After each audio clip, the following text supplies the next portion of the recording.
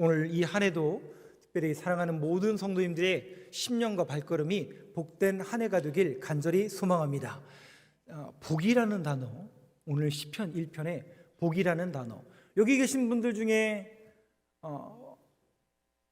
이 시편 1편 말씀을 모르는 사람은 아무도 없을 거라고 생각이 되는데, 이 1편 말씀이 결국 지시하고 가르치고 초점, 그것이 어디인가에 이 시간에 함께 저와 여러분들이 주목해서 봤으면 좋겠는데요. 자, 1절 말씀을 한번 보여주시죠.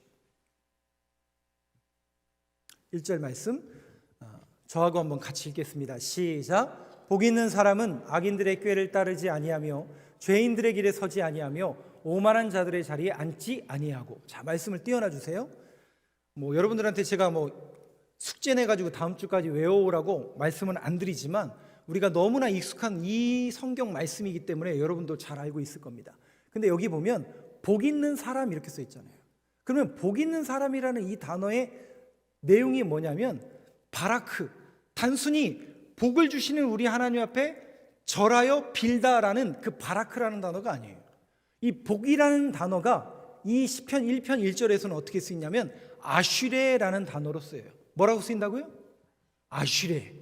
아슈레라는 이 단어가 무슨 뜻이냐면, 조금 더 의역해서 말씀드리면 이런 거예요. 우리 김민철 선생님이 앞에 앉아 계신데 제가 우리 선생님한테 아슈레 이러잖아요.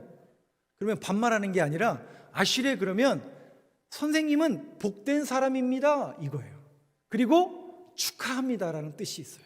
축하합니다, 당신은 복받은 사람입니다, 이런 의미가 이 복 있는 사람 할 때 아슈레라는 단어 속에 있습니다. 그런데 이 개념을 여러분들이 어떻게 이해하셔야 되냐면, 우리는 복이라는 개념을 자꾸 소유, 내가 하나님 앞에 간구하며 기도했더니 복을 주시더라, 그것도 복 맞아요. 그게 바라크예요.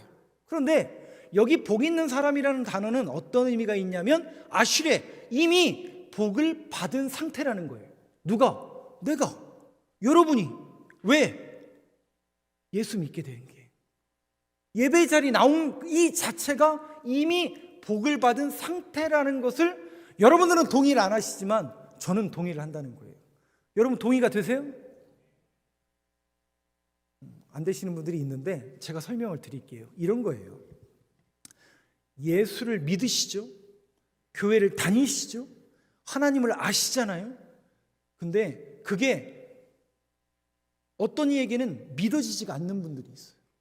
백날 무슨 말을 전하고 무슨 은혜를 받아도 안 믿어지는 사람이 반드시 있어요.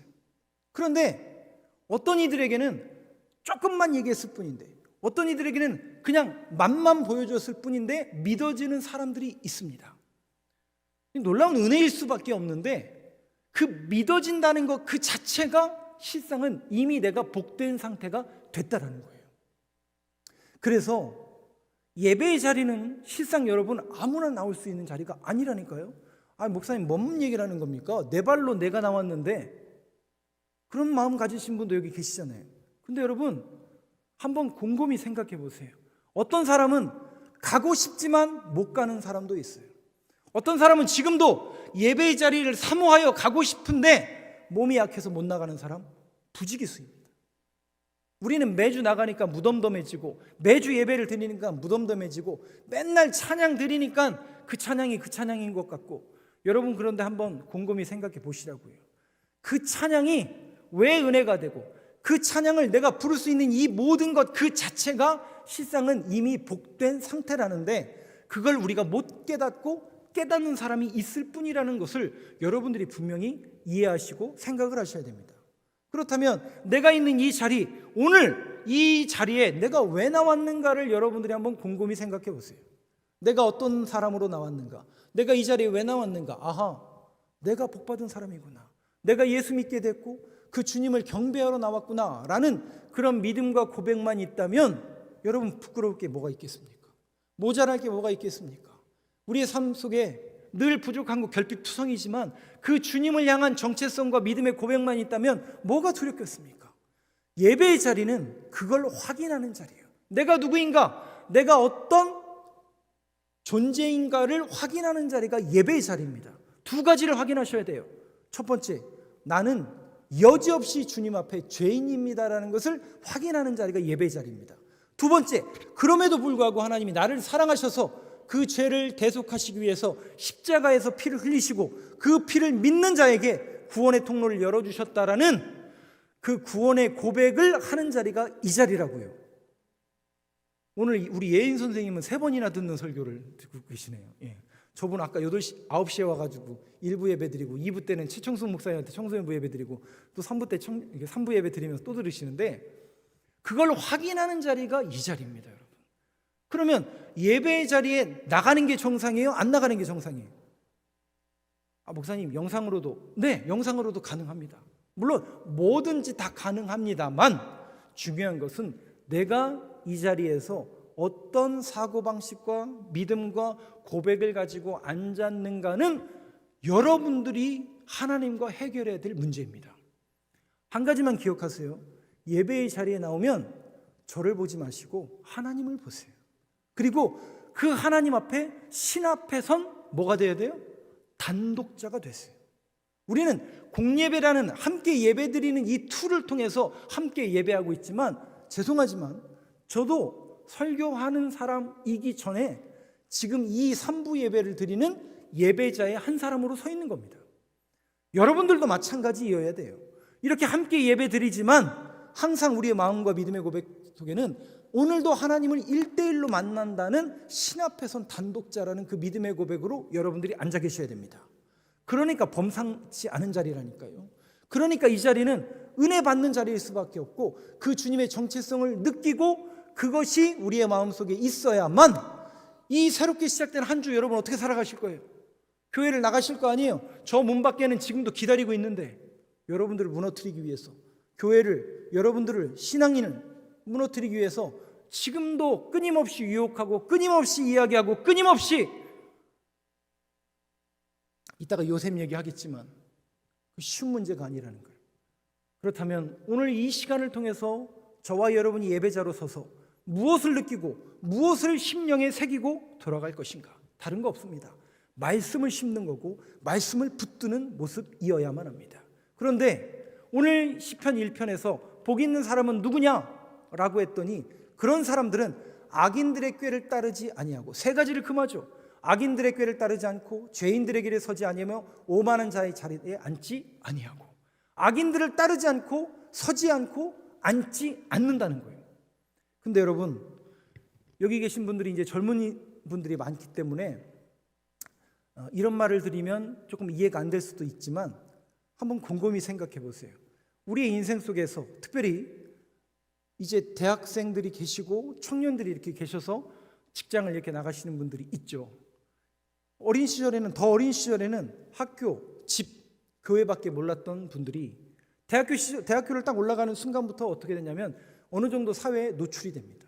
그리고 우리 직장을 딱 나가게 되면 이건 완전 사회죠. 그 안에서 하나님의 말씀을 지킨다는 것 쉬운 일이 아닙니다. 악인들의 꾀를 따르지 않고 죄인들에게 서지 아니하며 오만한 자들의 자리에 앉지 않고 싶지만 마음은 원이지만 육신이 따르지 않아서 왜?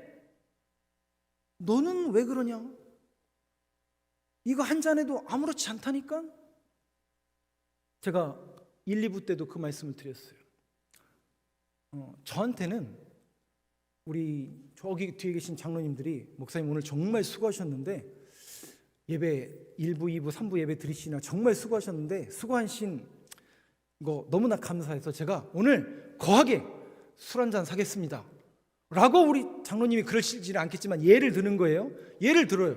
그래서 저한테 그렇게 거하게 한 잔을 사셨다고 해보세요. 그러면 제가 술을 마실까요? 안 마실까요? 이거 안 물어봐요. 저한테 장로님이 너무나 사랑하는 마음으로 술 한 잔 사주는 그 일 속에서 제가 그 술을 먹는 일이 저한테 시험일까요? 시험이 아닐까요? 답을 아시잖아요. 1, 2부를 다 들으셔서. 다시요.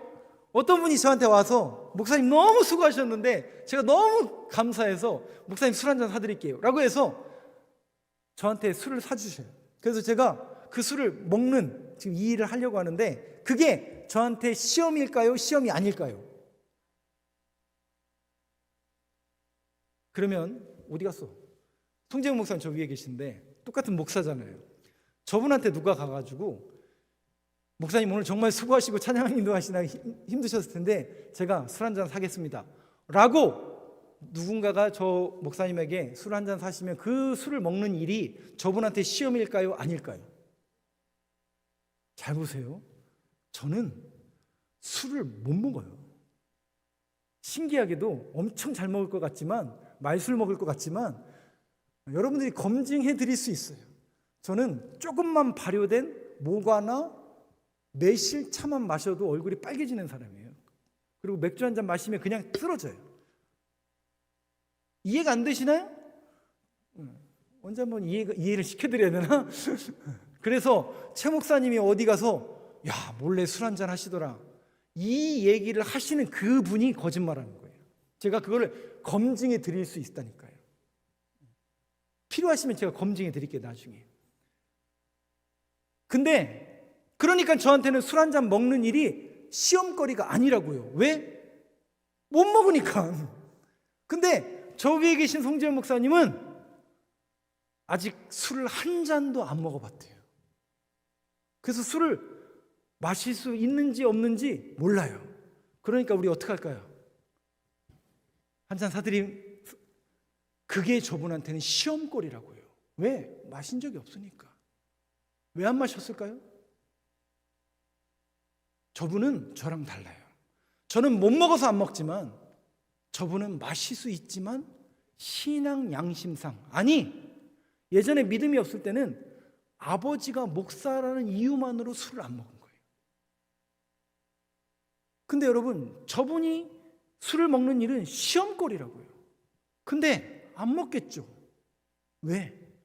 참는 거예요. 참는 거예요. 그러니까 시험거리라고요. 그러니까 시험거리라고. 근데 여러분 요셉 보세요. 요셉의 인생을 한번 보세요. 그 어린 나이에 13살, 15살 그 어린 나이에 누구에게 인신매매를 당해요? 형들한테 팔린단 말이죠. 형들한테 팔려서 가는 곳이 어디냐면 저 머나먼 애굽 땅이에요. 거기에는 아는 사람 한 명도 없죠. 그 어린 나이에, 여러분들보다 훨씬 더 어린 나이에. 근데 누구한테 팔렸다고요? 형들한테 팔렸어요. 그러면 그 마음속에 울분과 분노가 있지 않을까요? 세상에 우리 형들이 나를 어떻게 팔아? 그리고 나서 그곳에서 살아가는 거예요. 어떻게? 노예로 살아가는 거예요. 그런데 어느 날 노예로 어느 정도 성장하고 있는데 어느 날 시험거리가 찾아와요. 그게 뭐였어요? 보디발의 아내가, 집주인의 아내가 자기를 꼬시는 거예요. 한 번만 같이 자자. 그러면 여러분 생각해 보세요. 요셉에게는 이 주인 아내가 자기를 유혹하는 이 사건이 시험입니까? 시험이 아닙니까? 왜요? 시험이죠. 그 팔팔한 이제 20살 간 넘은 요셉, 그 젊디 젊은 아리따운 주인의 아내가 자기를 꼬시는 거예요. 자기를 유혹하는 거예요. 그에겐 시험이었다고요. 근데 창세기 한번 보세요. 요셉이 뭐라고 하냐면 하나님 앞에, 옛날 성경에 뭐라고 나오냐면 하나님 앞에 내가 어찌 득죄하리요 이러고 있어요. 세상에 여러분 보세요. 그 자리에 오를 동안 요셉 어떻게 살았다고요? 모른다니까요, 어떻게 살았는지. 그런데 정말 열심히 살았겠죠, 그 자리까지 오르려면. 그런데 그 유혹의 순간에 그 유혹을 끊어내는 게 뭔가 봤더니 놀랍게도 말씀이더라고요. 하나님이 살아계신데 내가 어떻게 죄를 짓겠습니까? 다른 거 없어요, 여러분. 여러분들의 마음속에, 심령 속에 하나님의 말씀이 자리매김하고 있으면 그것이 역사하실 거예요. 그것이 생각날 거예요. 그래서 여러분들이 끊어내셔야 되는 거예요. 시편 말씀 119편 한번 보여주시죠. 그래서 이 구절을 여러분들이 꼭 마음에 새겼으면 좋겠습니다.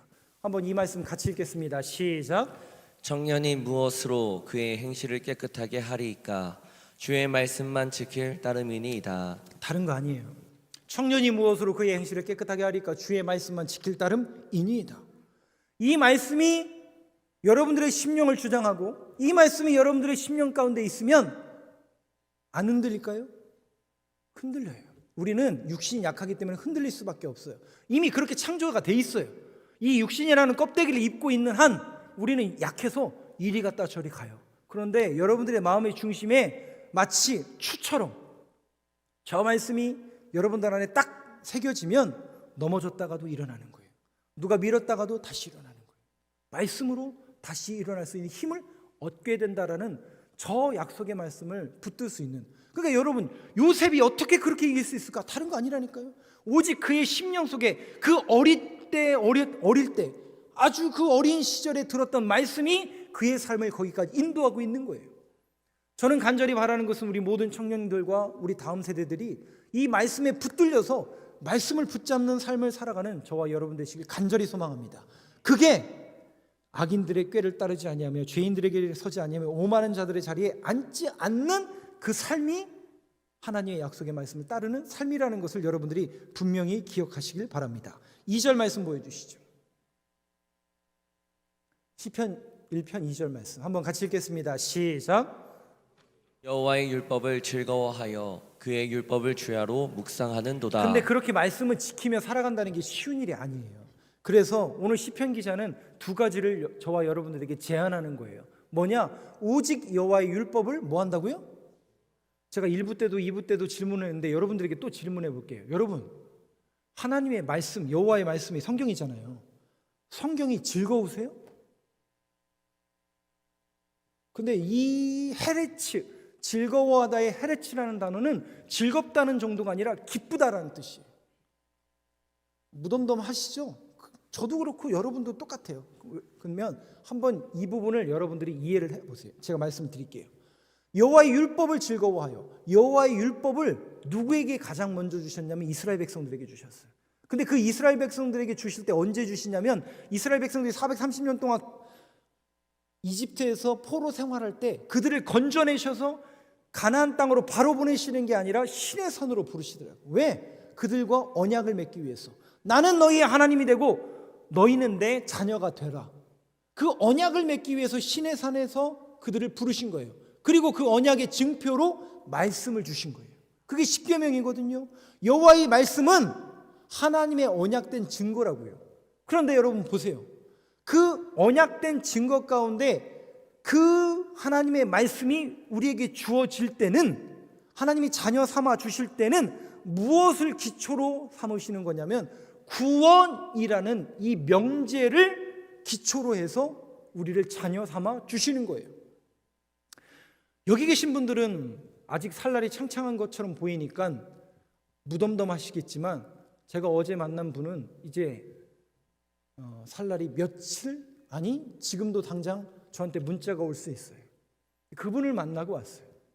그분은 인생 몇 년 동안 한 번도 예수에 대해서 들어보지 못했고, 물론 예수님에 대해서 들어봤고 교회에 대해서는 알았지만, 물론 그 자녀들이 딸들이 신앙생활 잘 하시는 분들이기 때문에 교회 다니라고 여러 번 권면했겠지만 교회를 다녀야 되는 이유를 못 찾던 분이에요. 근데 이분의 병상에 누우셔서 저랑 나누고 그분이 나지막히 하는 그 음성을 들으면서 너무나 새로운 건 뭐냐면 그분은 이게 왜 그러냐는 거예요. 내가 왜 이런 결론을 맞아야 된다는 거예요. 분명히 본인도 알아요. 이제 얼마 안 남았구나. 근데 인생의 결론이 이렇게 나면 안 되는데 이게 뭐지? 너무 궁금한 거예요. 왜 나만 이렇게 아프지? 왜 난 이런 인생의 결론을 내려야 되지? 근데 더욱더 감사하고 감사한 건 뭐냐면 지난주에 또 이번 주에 한 목사님이 또 제가 그분을 만나서 예수님에 대해서 전하고 천국에 대한 소망을 전달해 드렸어요. 우리는 살 날이 많은 것처럼 보이니까 천당은 나중에 얘기겠지. 천만의 말씀. 여러분들이 삶이 무료해지고 내가 인생을 왜 살아야 하는가에 대해서 여러분들이 방향을 못 잡고 혹시 궁금하시다면 제가 여러분들한테 팁을 하나 알려드릴게요. 저기 대전시 서구 가수원 정수원이라는 데가 있어요. 네이버에 검색해 보면 정수원 지도가 나와요. 근데 버스가 거기로 안 들어가니까 한참 걸어 들어가셔야 돼요. 거기는 뭐 하는 곳이냐면 화장하는 곳이에요. 얼굴 화장하는 거 말고 시체를 태우는 곳이에요. 여러분들이 거기서 2시간만 그냥 서 있으면 모르면 몰랐지 은혜를 못 받는 사람은 한 명도 없을 겁니다. 왜 그런 줄 아세요? 거기는 시체를 태우는 곳이에요. 인생의 결론이 그렇게 나더라는 거예요. 여러분, 우리의 인생이 그렇게 나면 안 되잖아요. 우리는 그게 끝이 아니잖아요. 우리는 갈 곳이 있다니까요. 그러니까 저는 그분을 만나서 갈 곳을 몰라, 왜 내가 이런 인생을 살아야 되나 궁금해하고 어찌할 바 몰라 하는 그분에게 저는 담백하게 전달해 드릴 수 있어요. 성도님, 정신 차려야 됩니다. 예수 믿어야 됩니다. 소리 지를 이유 하나도 없어요. 그분에게 담백하게 예수님 믿으셔야 됩니다. 천국 소망을 가지셔야 됩니다. 그분은 이 두 메시지, 이 두 단어에 그냥 왜? 방향을 몰랐는데 방향을 가르쳐 줬으니까. 마찬가지로 저와 여러분들에게 그러한 인생의 방향을 가르쳐 주신 분이 우리 주님이세요. 그것이 성경에서 말하는 것이고 그 방향이 옳게 설정이 되었기 때문에 이제는 우리는 방향이 딱 설정이 된 거예요. 그래서 그 구원의 감격이 너무나 위대하고 감사해서 저와 여러분은 이 구원을 들을 때마다, 이 말씀을 읽을 때마다 이 말씀의 기초가 구원이기 때문에 나를 구원하셨다라는 그 구원에 감격하여 여호와의 율법을 뭐 할 수밖에 없어요? 즐거워하는 정도가 아니라 기뻐할 수밖에 없다라는 겁니다. 여러분들은 무덤덤할지 모르지만 어떤 분들에게는 그것이 왜 이제야 이 복된 소식을 듣는, 왜 당신이 이제 나타나서 이 소식을 전해줍니까? 어떤 이들에게는 기뻐 날뛰는 구원의 복된 소식이 될 수 있는데 이 구원의 감격이 날마다 여러분들이 성경을 읽음으로 인하여 말씀을 들음으로 인하여 회복되는 은혜가 임하게 되길 간절히 소망합니다. 여호와의 말씀을 묵상하는도다. 묵상이라는 단어는 두 뜻이 있어요. 근데 이 묵상이라는 단어의 원어가 뭐냐면 한번 따라해 보시죠. 하가. 따라해 보시라니까요. 하가. 하가 이렇게 읽는 게 아니라 하가라고 읽는 게 묵상이라는 단어예요. 이 묵상이라는 단어는 두 가지 뜻이 있어요. 하나는 소가 여물을 어떻게 하냐면 말, 소 이런 동물들은 계속 되새김질해요. 그러니까 음식을 삼키지 않고 입안에서 계속 되새김질해요. 되새김질 하다라는 뜻이 하가 묵상이에요. 즉 하나님의 말씀을 들은 복 있는 사람은 악인의 꾀를 쫓지 않고 죄인의 길에 서지 아니하며 오만한 자의 자리에 앉지 않고, 이 약속의 말씀을 내가 붙잡았다면 그 말씀을 하가 계속 외우는 거예요. 복 있는 사람은 복 있는 사람은 복 있는 사람. 너 뭐하냐? 복 있는 사람은 복 있는 사람. 누가 찌르면 복 있는 사람은 복 있는 사람은. 그래서 제대로 된 신앙인의 고백 속에는 어떤 고백이 늘 나와야 되냐면 찌르면 미스김 이런 사람들이 나오면 안 되고 여호와의 말씀은 내 발의 등이요 내 길의 빛입니다. 여호와는 나의 목자시니 내게 부족함이 없습니다. 주의 말씀 내 발의 등이요 내 길의 빛이니이다. 하나님의 말씀이 나와야 돼요. 그러려면 늘 하가 묵상 되새김질할 수 있는 저와 여러분 되시길 간절히 소망합니다. 또 한 가지 이 묵상이라는 단어 속에는 배고픔이라는 단어가 있어요. 우는 사자같이, 사자가 왜 우냐면 배고파서 우는 거예요. 마치 저와 여러분들이 말씀의 허기짐을 날마다 느끼셔야 돼요. 뭔가 내게 문제가 있구나. 우리 김민철 선생님한테 한번 물어볼게요. 맨 앞에 계셔서 그래요. 원래 맨 앞에 있는 사람한테 제일 많이 물어봐요. 저 위에 계신 분들한테 물어보면 안 들려서. 우리 민철 선생님은 기도가 잘 되시죠? 요즘에? 안 된다고 하기는 좀 거시기 하죠. 갑자기 직도적으로 물어보니까. 근데 기도 말씀이 이게 항상 우리가 이게 뜨거울 수는 없잖아요. 맨날 뜨거울 수는 없잖아요. 근데 이게 다운되는 경우가 종종 있어요. 근데 여러분 한번 곰곰이 생각해 보세요. 누가 다운되길 원할까? 하나님이 다운되길 원하시진 않을 거란 말이죠. 누가 다운되길 원할까? 오늘 이 메시지를 들으면서 여러분 스스로 한번 점검해 보세요. 내가 요즘 신앙생활이, 내가 하나님의 말씀을 읽는 횟수가, 또 내가 기도하는 횟수가 나 요즘에 기도도 안 하고 성경도 안 읽고 하나님의 말씀도 안 들었는데 놀랍게도 아무런 일이 일어나지 않네. 심각한 겁니다. 심각한 거예요. 아무런 일이 일어나지 않는다고요? 심각한 거예요. 그래서 아무런 일이 벌어지지 않으니까 한 번 더 예배를 빠지고, 한 번 더 성경 안 읽고, 한 번 더 기도하지 않는 거예요. 또 아무런 일이 일어나지 않네. 그것이 일주일이 반복되고, 그것이 한 달이 반복되고, 그것이 1년이 반복되고. 누가 원하는 걸까요, 여러분? 정확하게 여러분 분별하실 줄 알아야 돼요. 구별하실 줄 알아야 돼요. 아무런 일이 일어나지 않는 게 심각한 거라고요. 내가 기도하지 않고, 내가 하나님의 말씀을 보지 않고, 내가 예배의 자리에 없고, 내가 찬양하지 않는데 아무 이런 일이 일어나지 않는다. 심각한 거라고요. 그래서 늘 여러분들이 깨어서 이 말씀에 대한 허기짐이 회복되는 은혜와 은총이 여러분들에게 임하게 되길 간절히 소망합니다. 아, 뭔가 내가 기도하지 않았는데, 뭔가 내가 하지 않았구나. 거기에 대한 그 허기짐이 여러분들이 말씀을 통해서 깨달아지길 간절히 소망합니다. 결론 말씀, 3절 말씀 한번 보시죠. 3절 말씀, 시편 1편 3절 말씀 같이 읽겠습니다. 시작. 그는 시냇가에 심은 나무가 철을 따라 열매를 맺으며 그 잎사귀가 마르지 아니함 같으니 그가 하는 모든 일이 다 형통하리로다. 여기 보면 시냇가에 심은 나무, 이 두 단어가 어떤 의미냐면, 우리가 알고 있는 그 시냇가에, 졸졸 흐르는 시냇가에 심겨진 나무를 말하지 않아요. 이 뜻입니다. 정확하게 시냇가라는 저 단어는 관계수로를 말해요. 즉 인간이 인위적으로 판 거예요. 왜? 운합하잖아요. 운합하는 이유가 뭐예요? 물 되려고 하는 거예요. 그것은 물의 근원지로부터 물길을 새로 인간이 낸 거라고요. 그러면 그 물이 끊겨요, 안 끊겨요? 원천이 안 끊기기 전에는 끊기지 않아요. 그런데 시냇가는 날씨가 메마르고 비가 오지 않으면 끊긴다고요. 그런데 저 시냇가는 바로 그 원천이 마르지 않는 시냇, 그걸 말하는 거예요.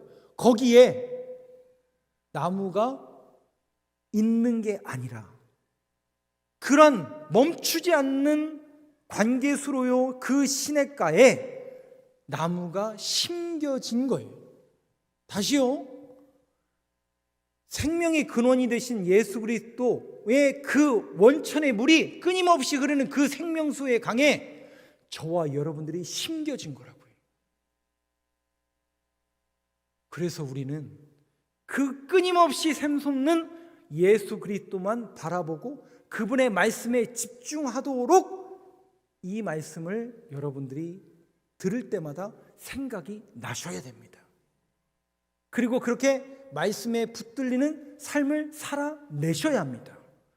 항상 우리는 회복을 원합니다. 우리 교회가 회복되길 원하고요, 예배가 회복되길 원하고요, 찬양이 회복되길 원하고요, 기도가 회복되길 원해요. 모두의 공통된 원함이에요. 그런데 여러분, 그 회복을 가장 절실하게 요구하시고 기대하시는 분이 누굴까요? 우리 함께 기대라는 찬양 불렀잖아요. 결국 교회가 일어나고 성도가 회복되고 교회가 회복되는 걸 누가 가장 원하실까요? 하나님이 원하시는 거예요. 그게 하나님의 기대예요. 우리 교회를 향한 기대이고 여러분들을 향한 기대이고 이 예배를 향한 기대라고요. 근데 그 기대를 원하시는 분이 우리 주님이시고, 그 주님이 찾으시는 한 사람이 있어요. 그게 누굴까? 이사야 선지자는, 오늘 결론의 마지막입니다. 이사야 선지자는 이사야서 66장 2절 말씀을 통해서 그 한 사람이 이런 사람이라는 것을 말씀하고 있습니다. 한번 같이 읽어보겠습니다. 시작. 것을 지었으므로 그들이 생겼느니라. 무릇 마음이 가난하고 심령에 통회하며 내 말을 듣고 떠는 자, 그 사람은 내가 돌보려니와. 하나님이 회복을 허락하셔요. 근데 그 회복을 진정히 누리고 하나님이 찾으시는 그 한 사람이 누군가 봤더니 심령에 통회하고, 마음이 가난하며 심령이 통회하며 내 말을 듣고, 하나님의 말씀을 듣고 하나님의 말씀을 두려워 떠는 자, 그 사람은 내가 돌보려니와. 오늘도 말씀을 들었잖아요. 새롭게 시작된 이 한 주간도 여러분들이 성경을 보실 거잖아요. 그러면 그 말씀을 하나님의 말씀으로 받으세요. 그리고 그 말씀대로 순종할 수 있는 저와 여러분들의 이 새롭게 시작된 한 주간의 삶의 걸음걸음이 되길 간절히 소망합니다.